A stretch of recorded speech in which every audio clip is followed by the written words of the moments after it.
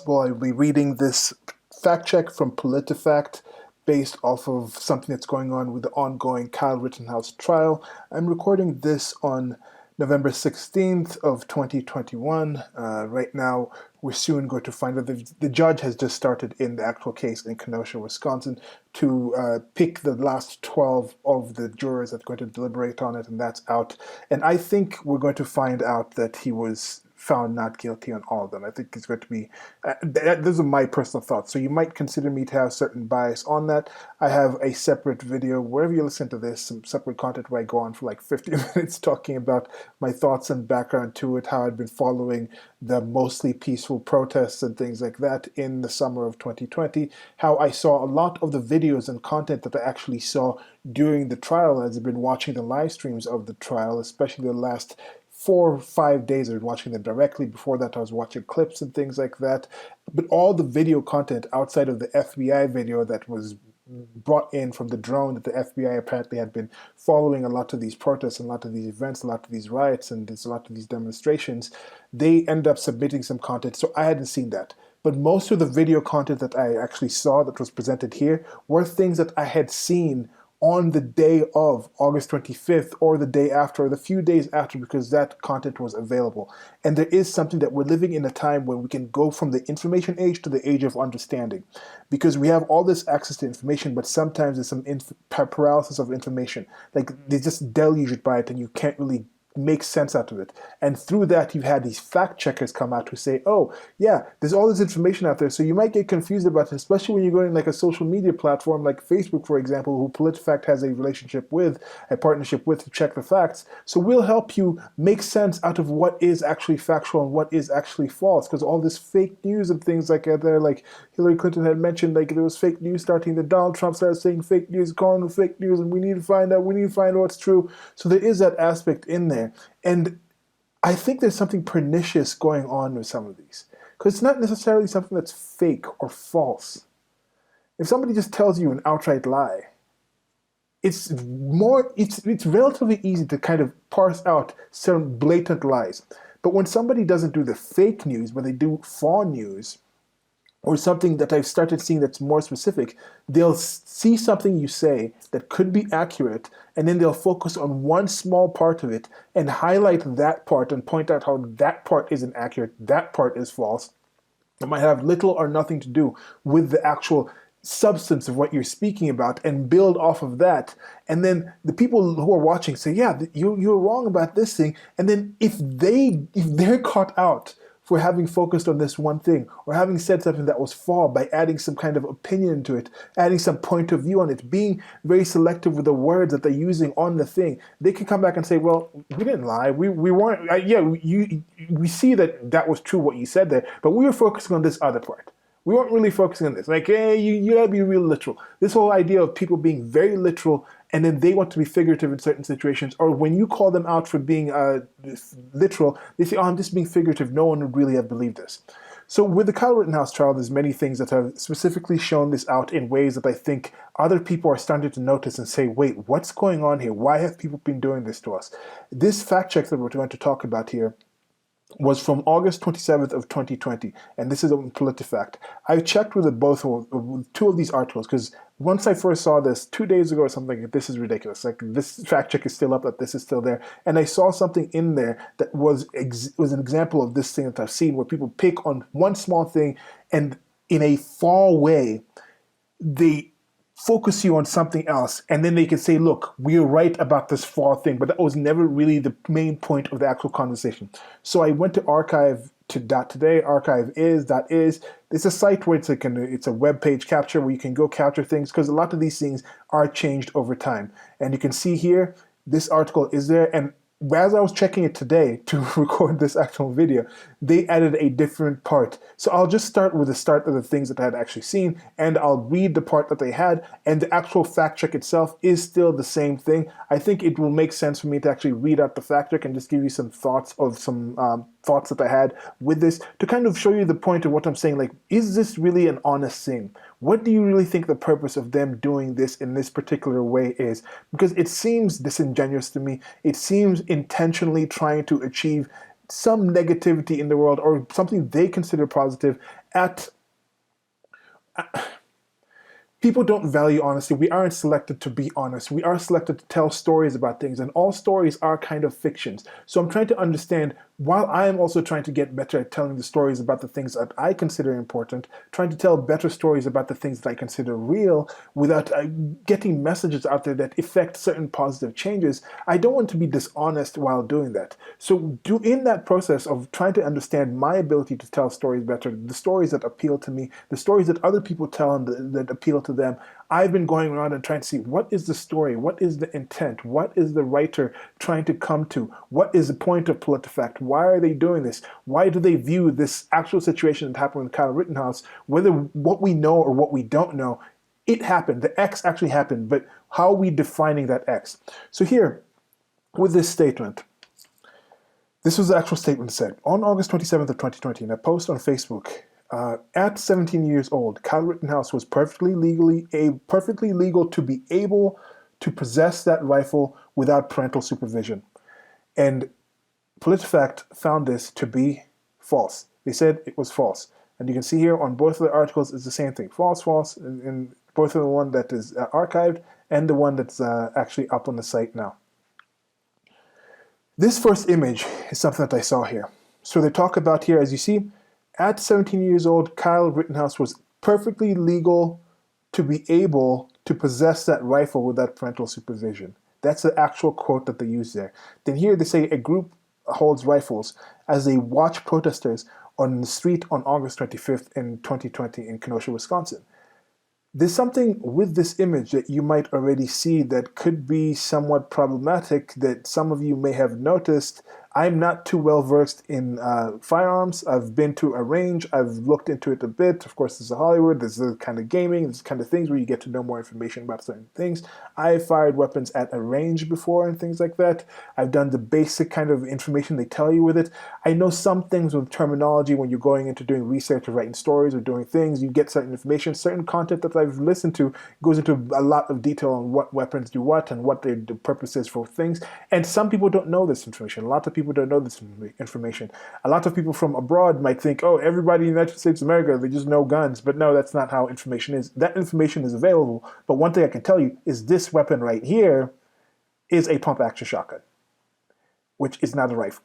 There's a different thing. There's rifles, there's assault rifles, there's sniper rifles, there's shotguns, there's pump action shotguns, there's double barrel shotguns, there's sawed-off shotguns, which is just like a regular shotgun, but then you saw this off at the front there, and that kind of it reduces accuracy, but the stopping power is still there, and the bullet gets out fast, and the spread, a good spread, like like Bill Burr said in one of the skits, it's like, oh, like what kind of weapon should you have for home security? It's like, oh, you should probably have a shotgun, and it's like a shotgun, or what, have like a pistol instead. I'm butchering this joke, but he says like, well, the thing is like, if you come in, you have a couple of people come into the house, and they come in, and one of them jumps in, the other guy's over there, you just turn around, you're like, boom, and then that person over there, that guy right there sees what that shotgun did to somebody, he doesn't want anything to do, because God gets spread. Anyway, so that's the joke.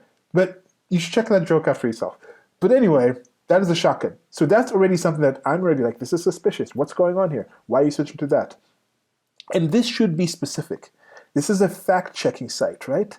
This is a site that supposedly checks facts. That's exactly the things. It's supposed to focus on certain things. So that already starts. And here they go. What is the fact check being checked here? Perfectly legal for Rittenhouse, perfectly legal in quotations, for Rittenhouse to carry a gun. False. Again, that rifle, specific thing. They start talking about rifles here, they show a shotgun here. Then here they go for Rittenhouse to carry a gun, false. And they're focusing on the perfectly legal. Now here's the editor's note, and this wasn't there in the actual archived version of the document. As I mentioned, the archive is the same. Now let me just read you this quick part of a summary of what's going to come that I'll probably read again after I've read that additional part that was in there.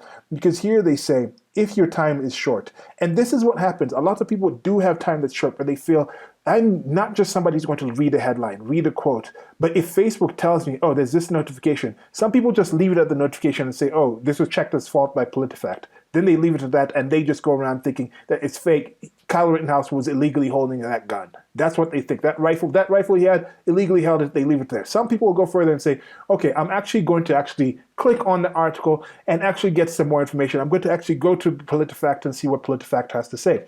Then they'll come to the page and say, okay, so this is the quote. You see this entire quote is here. They still think the whole quote is about the actual rifle, false. And like, okay, so I've actually checked. I've gone a little more. They scroll down. They see the rifle. You see these people with different things. Okay, so that's it. And then some people will come here and they say, okay, perfectly legal for Rittenhouse to carry a gun or false. And they might say, okay, you said gun here, but they're talking about rifle there. And they might go further because still time is short for some people. Most people don't really spend as much time online as I do, and they don't really have that drive to actually go and look at things as much as I do. But anyway, so if somebody's time is short. So now you've cut that down from how many people saw that? Let's say 1 million people. Let's say 100% of the people who saw the actual thing saw the fact check and they said, okay, of the people who saw the fact check and saw it was false and thought, okay, it's false, 90% of the people probably just left it at just the fact check on Facebook.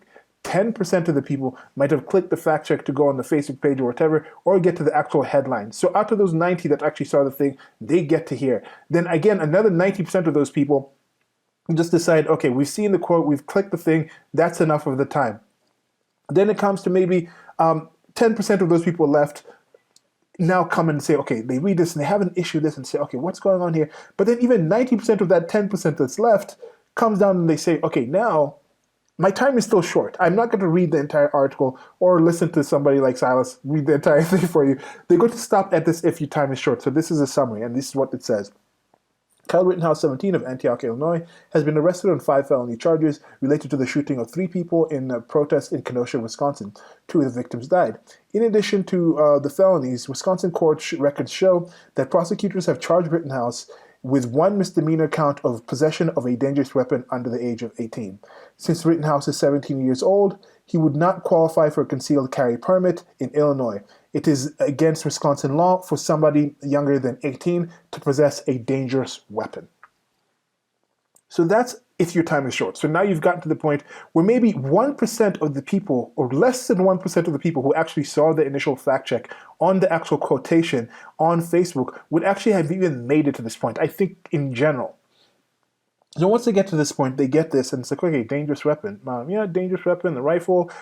I think it's been less than specific in what that rifle actually was. How many people actually saw what was being discussed in the actual, what Rittenhouse actually had? Some people might not have seen the image. I remember trying to post some memes with Rittenhouse on it and actually having that be flagged down. So how many people actually saw the rifle? Maybe the people saw the rifle. Maybe the people know the difference with guns and things like that, and what a rifle is, what a shotgun is, what a pistol is. Maybe they understand that. Why is concealed carry coming in? Because an AR-15 style rifle, you're not really concealing that. It made a joke, like, you're not like some mariachi, like the mariachi gang from like Desperado, with like carrying around a guitar case and you have like the rifle in it. You're going to need something big to conceal a weapon that's that long.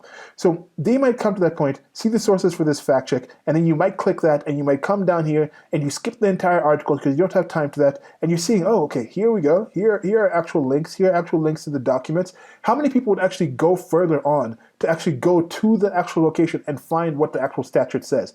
Now, this statute has been there since before 2020, before the actual shooting on August 25th happened. Did the person writing the article actually come in and check what is a dangerous weapon? What are we defining a dangerous weapon as? Because this is 948.60. What is a dangerous weapon? A firearm, loaded, unloaded, electric weapon is defined as in 941.295, metallic knuckles or any substance that could be put to the same use with similar effect as metallic knuckles. Nunchucks are talking about manriki gosaris or similar chains and things like that. They're talking about chain. Rosenbaum supposedly had a chain at some time with one of the persons who was shot in the situation. Injure a person when it's thrown. So like shurikens and things like that. That's what they're talking about here. Talking about any person under 18 under 18 years of age who possesses or goes armed with a dangerous weapon is in Class A of a misdemeanor. So that was the definitely charge that was in there. So that's what they see there. How many people actually read this entire article and get to the point down here below when they're talking about this section applies to only a person under 18 years of age who possesses or is armed with a rifle or shotgun if the person is in violation of 94.28. So let's check 94.28.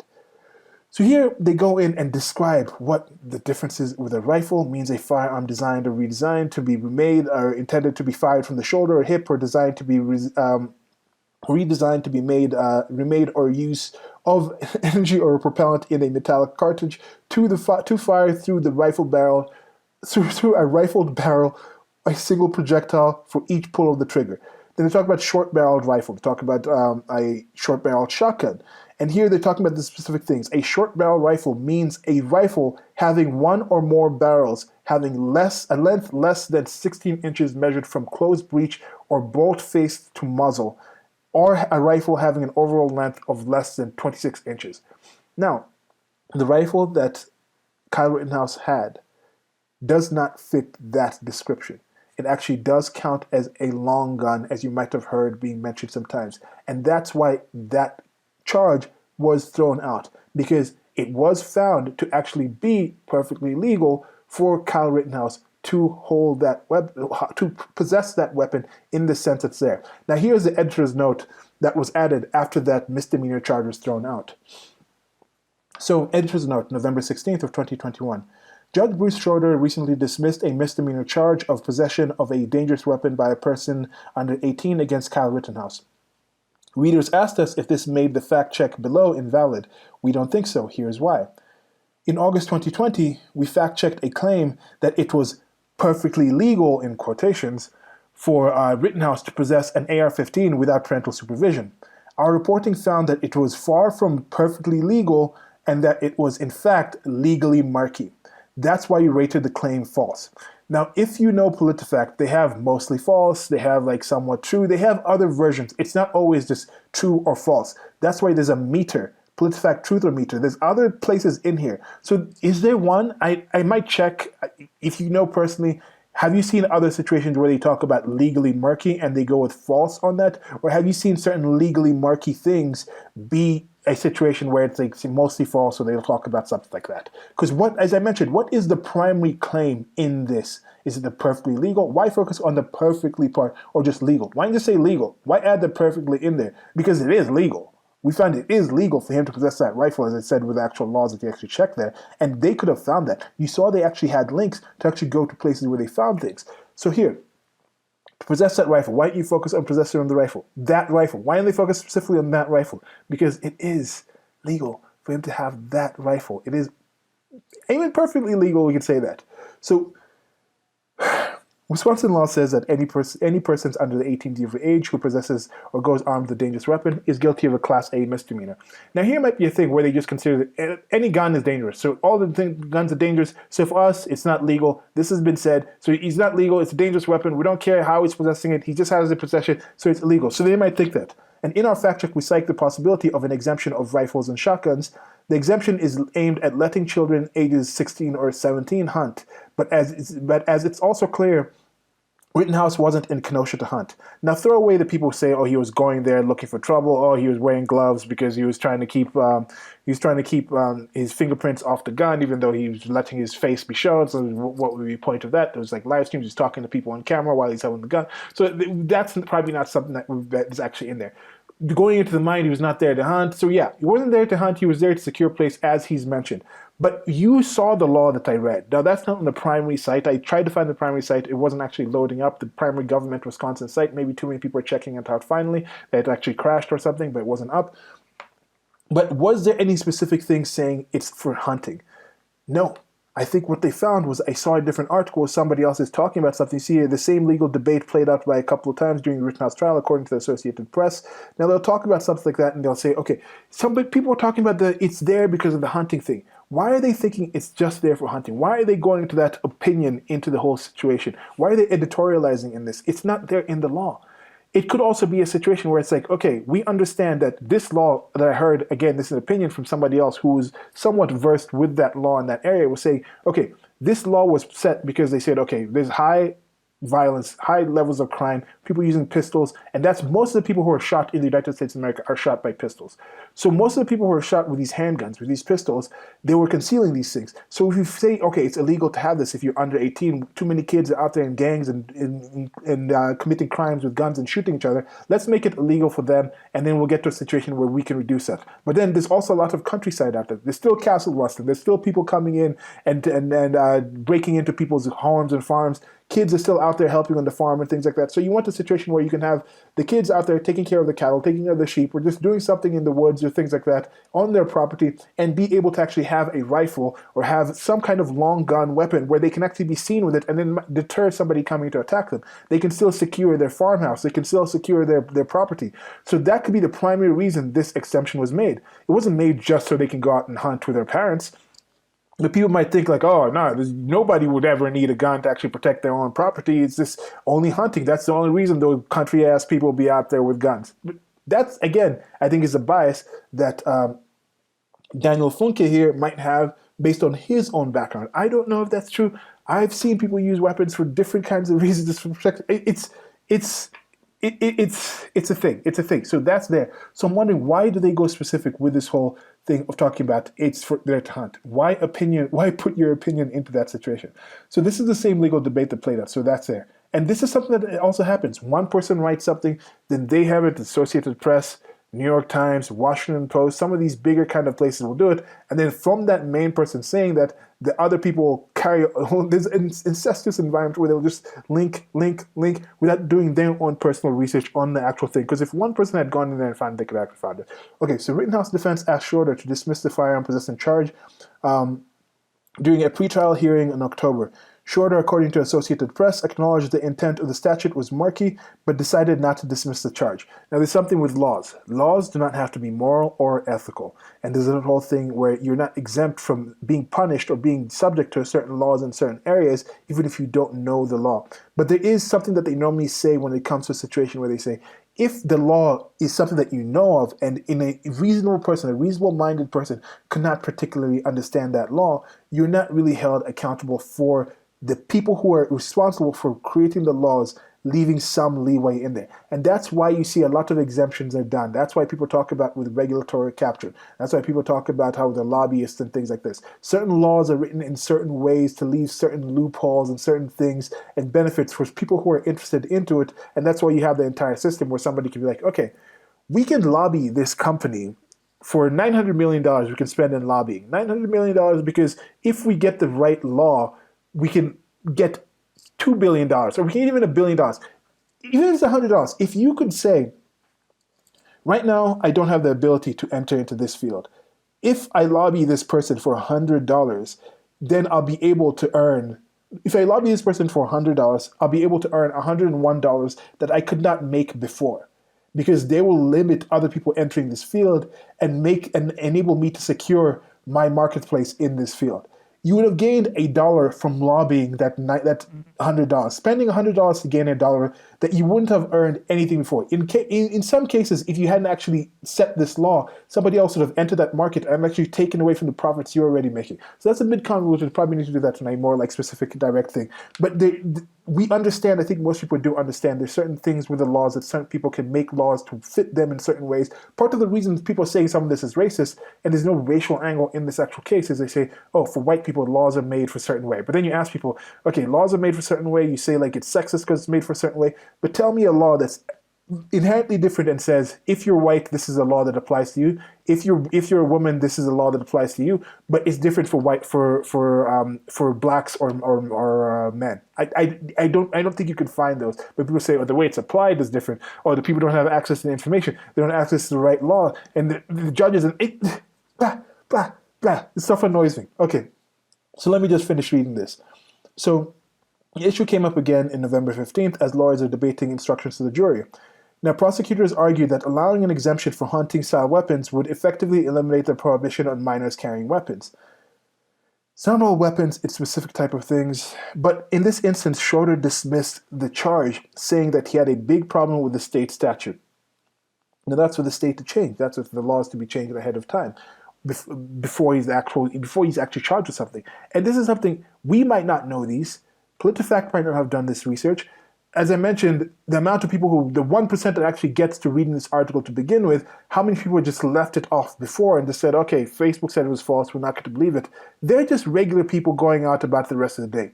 The prosecutors themselves, they knew what was going on. They knew what the actual legal law is. That's why when it came to court, and I've been watching the last 4 or 5 days, live stream entire things of them, some commentary going on. I was watching stuff before. I'd watched a lot of content even before from the days of, as I mentioned.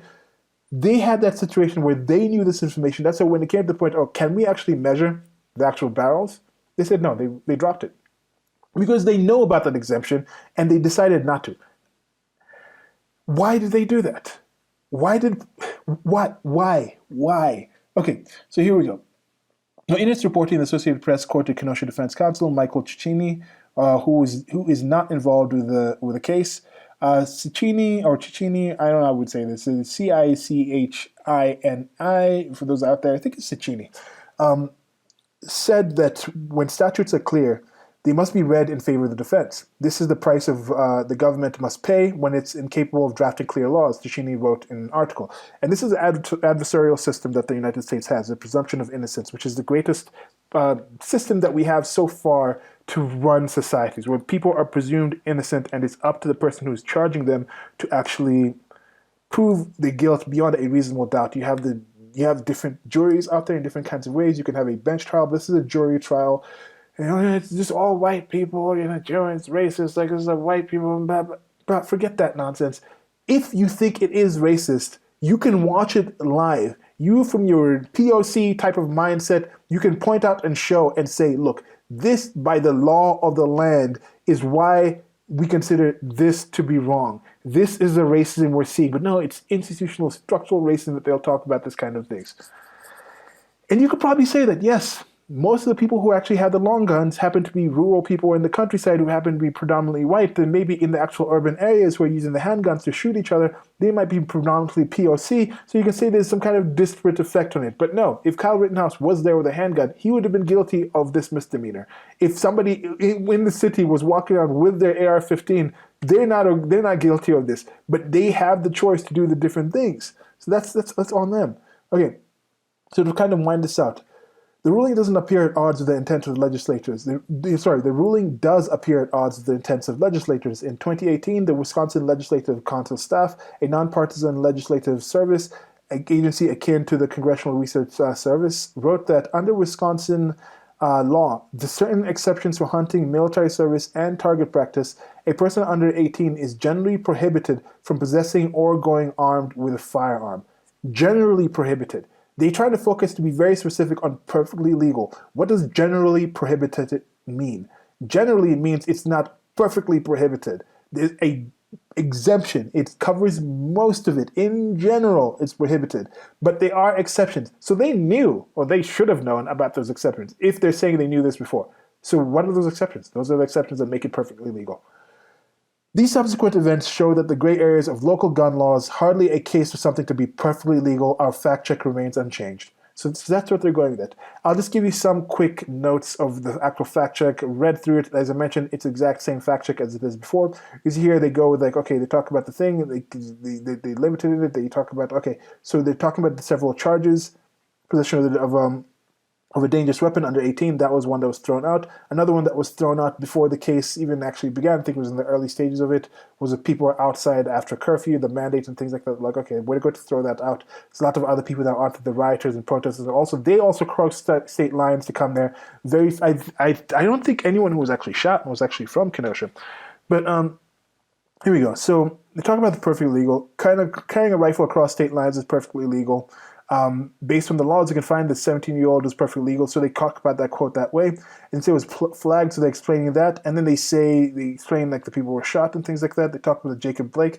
Again, I've mentioned this before, I shall mention it again. Why do people always pick such questionable people to actually surround? The people who were shot had some questionable backgrounds. Does that matter? Not quite. Jacob Blake had questionable background. He was actually engaged in questionable actions at that time, had his girlfriend or other people actually call the police to come and secure him because he was threatening them. He had domestic violence. Does that matter? No. Still, when you come to the actual situation, that's what we should be judging on. What happened in the actual situation. But they seem to pick some questionable people in the actual situations that they seem to rally around. instead of focusing on the situations where bad things happen to good people, or bad things happen to people just happen to be doing something good. And maybe you can say, depending on your estimation, Kyle Rittenhouse was trying to do something good and a bad thing happened to him. But people are trying to say that with the other people, those other people were there protesting something good, and then bad things happen to them. Depending on how you look at this, problems occur due to how we define X rather than what X is. But getting back to the summarization of this. So Rittenhouse stands accused. They said that things he was accused for. And then you see here, we're going to focus. Rittenhouse stands accused of shooting the protesters since his lawyer has said that Rittenhouse obtained assault-style rifle from a friend in Wisconsin. So they're saying, okay, the crossing state lines thing isn't there. Then they said, we're going to focus on the second half of the claim, that it was perfectly legal for a teenager to carry a firearm in Kenosha. Why are they focusing on the quotations of perfectly legal, then switching to a firearm instead of focusing on the primary part of this statement, which was, in my estimation, was that rifle? Not just a firearm, but that rifle. It's like saying, okay, it was perfectly legal, and then he was carrying like a Ninja Star. But the Ninja Star is kind of different. We're kind of talking about a specific weapon, a specific sort of thing that he had. So why not focus on that? That's the part that I'm just wondering. What do y'all think out there? Have you seen this before? I've seen this kind of thing. See, that's why they can say this fact check wasn't really about that rifle. Could they possibly have known that specifically for that rifle, that's something that is actually legal? So instead they say perfectly legal, and then they know that the people have talked about how there's some kind of like, we haven't measured this thing. They technically haven't measured it yet. They could find a similar gun and measure it. They could have known these kind of things. But there's people out there who were commenting from that day. This person who said the perfectly legal, they might not have been completely literal with saying perfectly legal. They might have been more figurative with that, but it was legal for that rifle, as this person had seen on his estimation. So why was Facebook knocking that down as false? Is that defamatory in some kind of sense? Probably not, because the laws aren't written in that kind of way. So here we go. I think I'll try to wind this down now. So why do they focus on that? Is that true? State law suggests not. State laws suggest. Are laws simply suggestions, or are they laws? Are they definitive? Is it an objective? Is it what is it? What's the situation here? So concealed carry permits. See, now they're going to concealed carry. It's not about concealed carry. You can't conceal a rifle of that kind, and that's why there is a differentiation in having that versus like the hidden guns that actually are snuck into different places or are on somebody's body. Like Great Girls and Counts had think he might have had a concealed permit. Did he have a concealed carry permit? I'm not quite sure, but he had a concealed weapon with him, and then he eventually went there. So anyway, Wisconsin law stipulates that anyone under the ages of 18, under 18 years of age who possesses a goes armed with a dangerous weapon is guilty of a Class A misdemeanor. Yes, that's there as we saw in the law, but there is an exception with that. And they say here, John Monroe, who specializes in gun rights, told Milwaukee Journal Sentinel that there's an exception of rifles and shotguns, which is aimed at letting children under ages 18 or 17 hunt. Aimed at, it's not exclusively that. It's not perfectly just that. So they're giving this leeway to other people who say more nebulous statements and then focusing on this person that has to be perfectly. So this is the kind of false thing that I'm talking about. This is the kind of misdirection thing that I'm talking about.